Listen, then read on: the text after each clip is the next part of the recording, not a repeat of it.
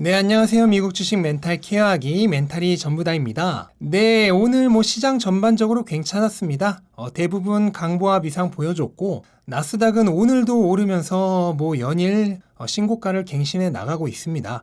정말 시장이 강하다고 볼 수가 있고요. 특별한 이슈는 없었습니다.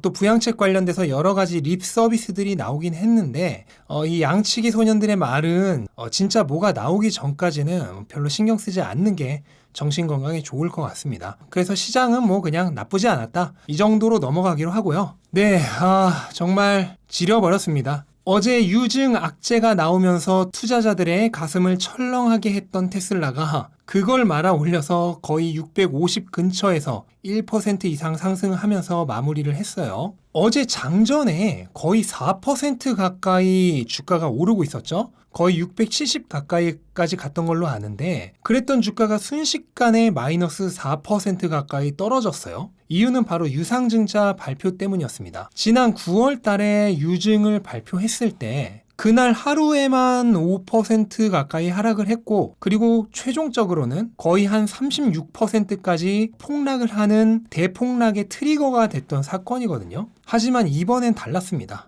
유증 악재까지도 그냥 말아 올렸습니다. 정말 미쳤다고 밖에 말할 수가 없어요. 어제 장 시작하고도 장 열리자마자 순간적으로 마이너스 4% 가까이인 618까지 빠졌다가 그걸 슬금슬금 말아 올리더니 결국 650 근처까지 올라서 마무리를 했네요. 그러면 오늘 일단 이 하루 동안 테슬라를 흔들었던 이 유상증자 이슈에 대해서 좀 한번 알아보겠습니다. 우선 유상증자, 즉 유증이란 건요, 주식을 추가로 발행해서 파는 것을 얘기합니다. 기업에게는 판 만큼 현금이 들어오고요, 대신 시장에는 그 증자의 규모만큼 주식이 더 많이 풀립니다. 일반적으로는 악재라고 알려져 있어요. 왜냐하면 내가 가진 주식의 가치가 희석이 되니까. 예를 들어 테슬라의 주식이 총 100개밖에 없다고 했을 때, 여러분이 그 중에 한 개를 들고 있을 땐 테슬라 전체 주식의 100분의 1을 소유하고 있는 거죠. 그런데 테슬라의 주식이 10개가 늘어나서 110개가 됐어요. 그럼 여러분의 주식 수는 110분의 1로 가치가 희석이 되는 거죠.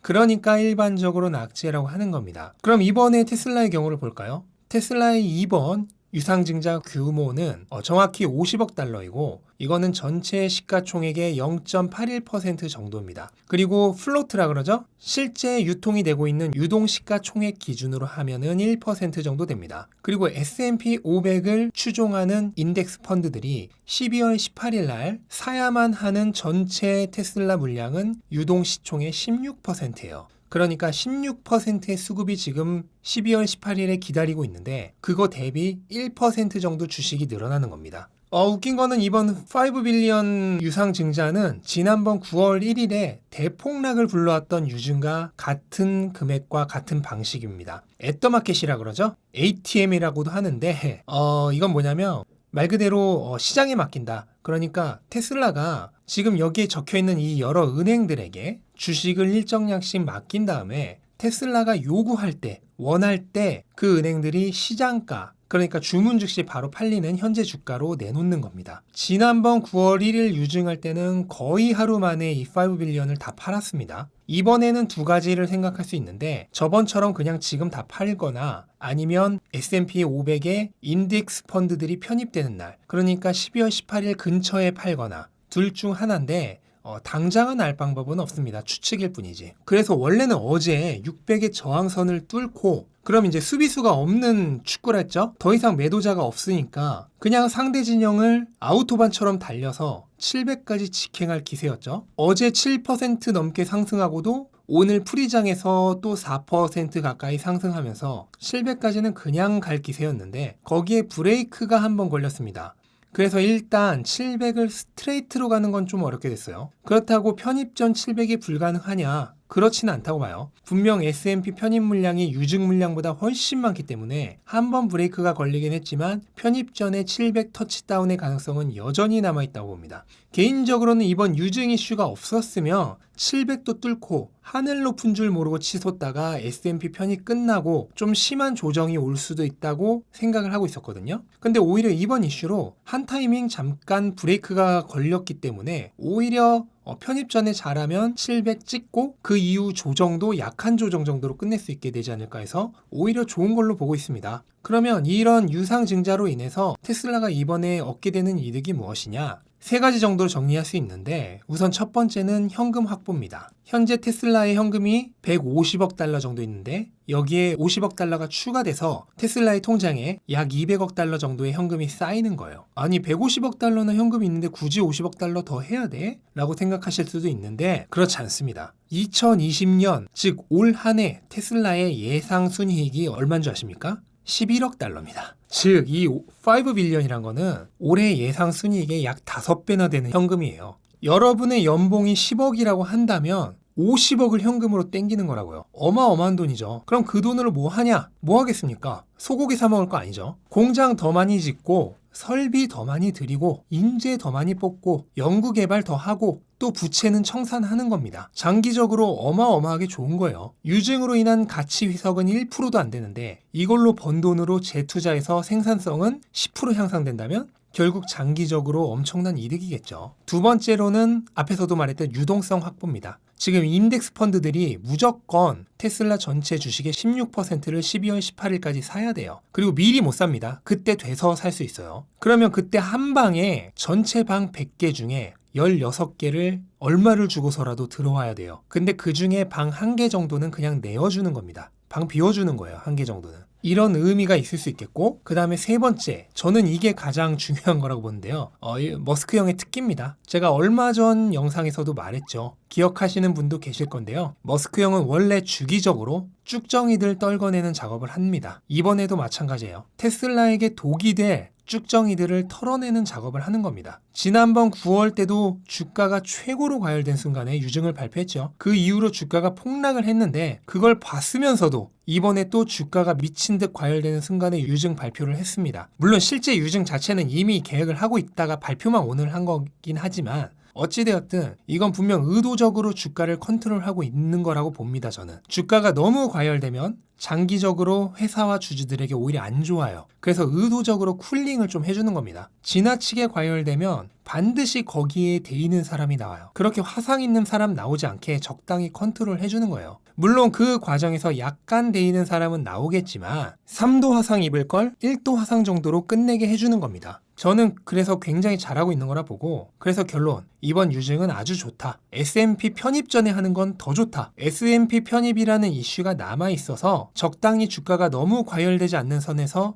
약하게 조금 브레이크 걸어주는 선으로 끝날 것이기 때문입니다. 편입 이후에 조정이 올 가능성은 굉장히 크죠. 그런데 엄청나게 과열된 상태에서 편입이 된다면 그 후의 조정은 더욱더 매섭겠죠. 그걸 지금 어느 정도 미리 김을 빼놓는 거예요. 그래서 나중에 올 후폭풍을 훨씬 약하게 만든 겁니다. 제가 생각하기에는 여러분들의 멘탈에도 지금 미리 약간 김을 빼놓는 게 S&P 편입 후에 아주 날카롭게 조정을 맞는 것보다 훨씬 도움이 될 겁니다. 그러니까 오늘 일은 그냥 기뻐하시면 됩니다. 네, 그리고 오늘은 테슬라 소식을 좀 보겠습니다.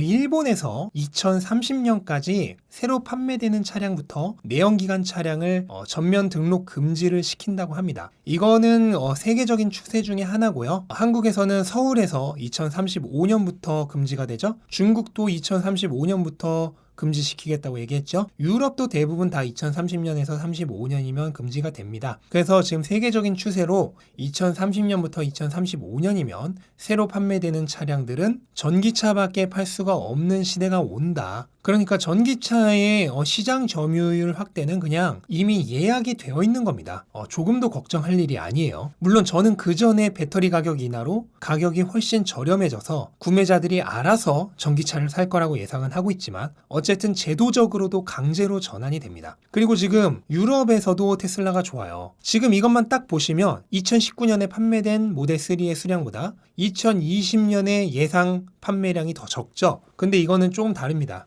2019년 94,000대 중에 64,500대만이 2019년에 판매가 된 거고요. 나머지 3만 대가량은 전부 그 전에 예약 판매했던 겁니다. 그러니까 실제 2020년의 판매량은 2019년보다 30% 정도 높은 겁니다. 유럽에서도 절대 테슬라가 약하지 않다. 하지만 뭐 기대했던 만큼은 아니죠. 그 이유는 뭐겠습니까? 지금 기가 베를린이 아직 완성이 되지 않았기 때문이에요. 기가 베를린이 완성되면은 무관세로, 그리고 유럽인들이 가장 좋아하는 실용적인 SUV 모델 Y를 판매할 수 있게 돼요. 그러면 저는 얘기가 확 달라질 거라고 확신을 합니다. 현재 기가 베를린에서는 여러 장의 사진으로 이미 시생산된 모델 Y가 발견이 되었습니다. 그만큼 지금 순조롭게 진행이 되고 있다는 거고, 정식 출시는 내년 3분기부터죠. 2분기 정도부터 될 거란 얘기가 있긴 하지만 정식으로는 그렇고, 지금 건설은 예정대로 진행이 되고 있다고 합니다. 지금 환경과 관련돼서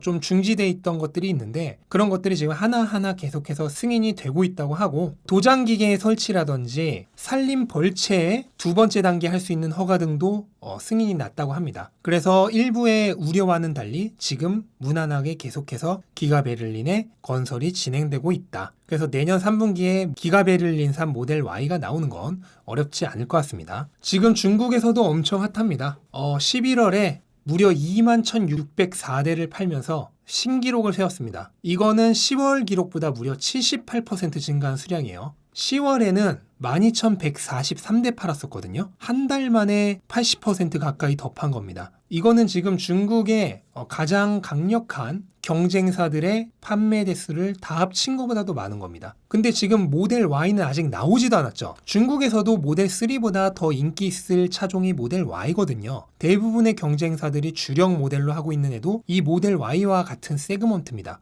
근데 그게 나오지도 않았는데 지금 압도를 하고 있는데, 중국산 모델 Y는 내년 1월부터 나올 예정이죠. 그럼 걔가 나오게 되면 어떻게 될까? 아직 나오지도 않는데 그 정도인데. 그래서 제가 지금 앞에 유럽이나 중국에서 모델 Y가 나온 이후부터가 진짜다라고 하는 얘기는 이거는 과장이 아닙니다. 일론 머스크가 직접 모델 Y가 모델 S, 모델 X, 그리고 모델 3 이 세 개를 합친 것보다 더 많이 팔 수 있는 잠재력을 가지고 있다고 직접 얘기를 했어요. 그 정도로 이 모델 Y는 전 세계적으로 가장 인기 있는 세그먼트입니다. 실제로 지금 모델 Y는 미국의 프리몬트 공장에서만 생산이 되죠. 그 수량은 전 세계 수요에 비해서는 극히 미미합니다. 지금 올해 기준으로 모델 Y는 10만 대도 채 생산이 되지 못합니다.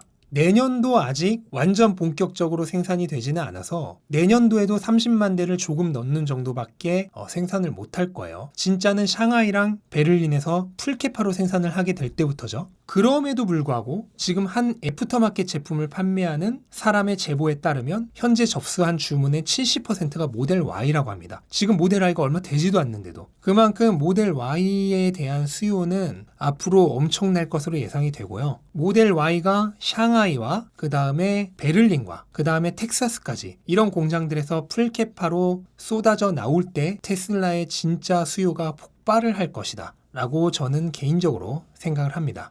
네, 이렇듯 테슬라에게는 지금 거의 꽃길만이 남아 있습니다. 중간에 물웅덩이가 좀 있을 수 있어요. S&P 편입 이후에 조정이라든지. 그런데 그거는 장기 투자자에게는 여행의 과정 중 하나일 뿐입니다. 우리가 여행길을 가다 보면 조금 안 좋은 길도 만나고 하죠. 그런 과정 중 하나라고 생각을 하셔야지 거기에 대해서 미리 걱정하거나 두려워하실 필요 전혀 없습니다. 네, 오늘은 이렇게 마치도록 하고요. 이번 주 내내 왠지 느낌상 좋은 장이 계속될 것 같은데 부디 그 바람이 이루어졌으면 좋겠고요. 영상 도움이 되셨다면 구독과 좋아요 부탁드리고 오늘도 즐겁고 행복한 하루 되시기 바랍니다. 감사합니다.